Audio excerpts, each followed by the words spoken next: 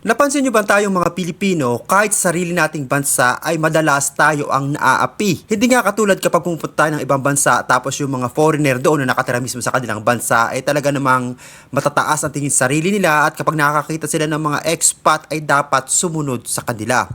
Pero hindi nga ito ang nangyayari kapag nasa loob tayo ng Pilipinas dahil tayo mismo mga Pilipino ang nawawalang hiya at hindi nirerespeto ng mga kupal na ibang lahing ito. Dagdag pa rito ang iba nating mga kababayan na sumusuporta sa kanilang mga kagaguhan. Ano ba naman tayo sana ang maging, hindi naman sa sinasabi nating batas, pero sana tayo ang kanilang pakinggan kapag nasa loob sila ng Pilipinas.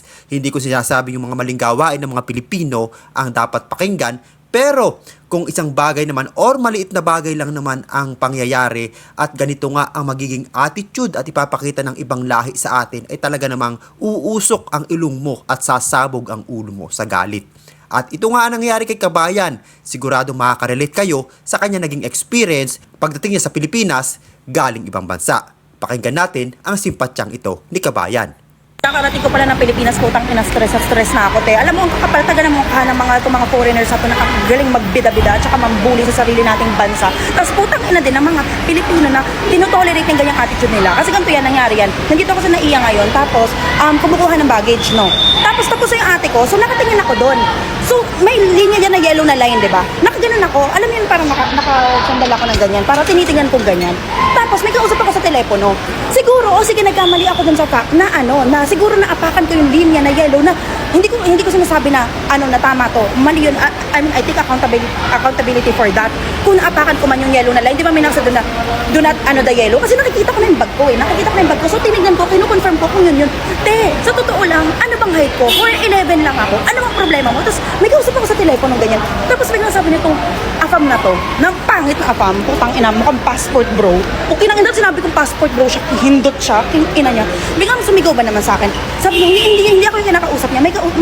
May naghahanap siya ng kakampi na hindi ko alam kung sino. Biglang sabi niya, this girl kept talking on her phone. Ganyan. Sabi niya, she's blocking the line. Kuya, anong height ko at anong height mo? Ina mo, ano bang hindi mo makita? Anong hindi mo makita? Mali ako. Sige, siguro naabakan ko yung line. Okay, pero promise guys, talagang tinatry kong i-avoid yung yellow na line na yan dahil hindi ako barubal na ganyan. Siguro dahil tinignan ko na pag ganun ako or something, pero yung gaganunin mo ako, nasabi niya, itong babaeng to, nakalimutan ko na yung English. Wait lang, putang ina nito. Overstimulate ako, wait lang. Tapos ayun na nga, sabi niya sa akin na, this girl kept talking on her phone, ganyan, keme. Kasi nagbabarubal na siya ng ganyan. Tapos biglang sabi ko, excuse me? Sabi ko, then go in front. Ano problema mo? Go in front, di ba? Tapos biglang sabi niya sa akin, why are you being mad? Sabi ko, everyone's tired here. You could have just told me na you wanted to see something, pero hindi ko kasi talaga guys mag-gets eh. Kasi alam niyo, aaminin ko naman kung mali ako eh. Kasi tinitingnan ko, hindi ko talaga naapakan yung line, pero sige, for fairness sake, sige, naapakan ko na lang yung linya. Pero yung babarubalin mo ko ng ganyan, tang ina mo, pagod ako, nakailang connecting flight ako, hayop ka, pagod. So ito nga napaka nga ng ibang lahi pagdating sa Pilipinas na akala mo taga doon sila sa Pilipinas na kahit anong gawin nila pwede.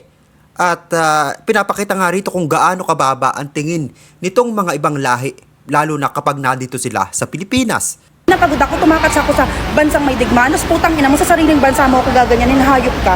Tapos biglang sabi ko sa kanya, nagsigaw na ako, wala na akong pakailan. Sabi ko na, bakit mo ko itagalog ko na lang ha.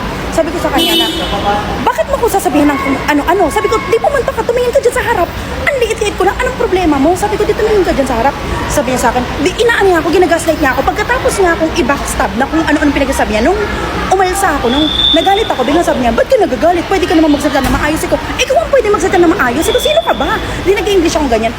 Te, alam mo, yun, matatanggap ko pa eh. Kasi karamihan talaga ng mga passport bro, kupal eh. Ang kinagagalit ko, te, meron ditong Pilipina, hindi niya kasama yung Pilipina eh. Stranger. Solo traveler din yung Pilipinang yun. Ina niya, bakit ka naka-blazer? First of all, tanong ko yan, bakit ka naka-blazer na pang-interview? Okay, galing kang, sorry, below the belt yun. Okay, bakit ganun, te?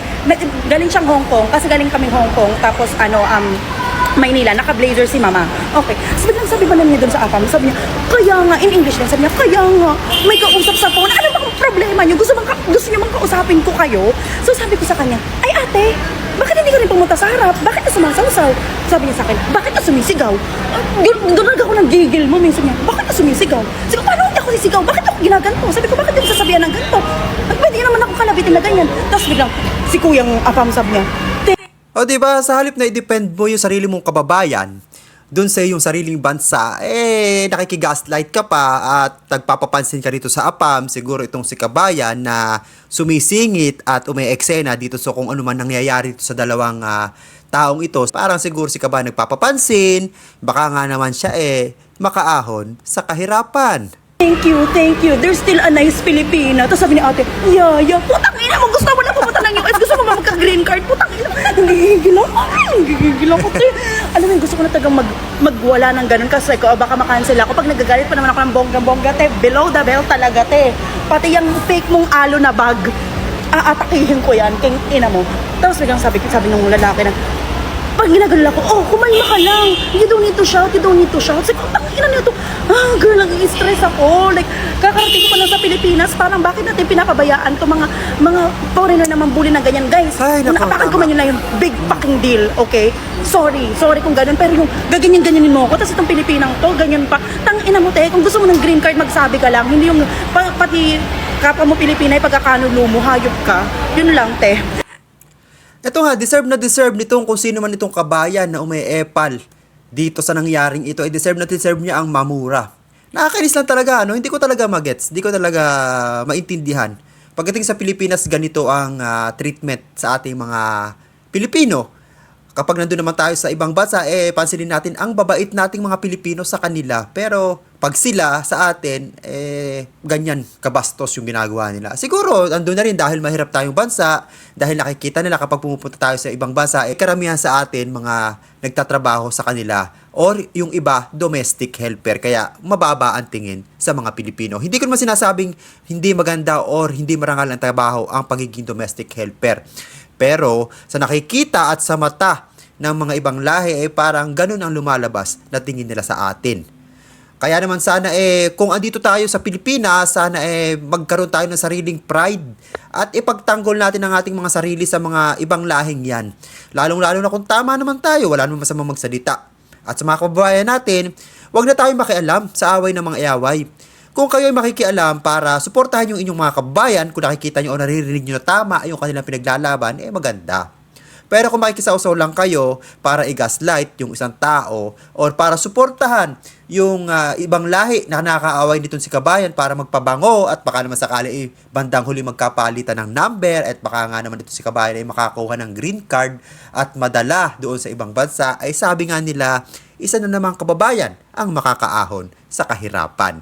So sana baguhin na natin ang mentality na yan at sana ay maging proud tayo kapag nasa sarili nating bansa at huwag nating papayagan ang mga kupal na yan na ganyan-ganyanin lamang tayo sa loob ng ating bansa. At kung nagustuhan yung video ito at bago ka pa lamang dito sa aking YouTube channel, ay ini-invite kita mag-subscribe at pahit na rin ang notification bell para lagi kang updated sa mga viral video at balitang OFW na i-upload natin dito sa ating YouTube channel.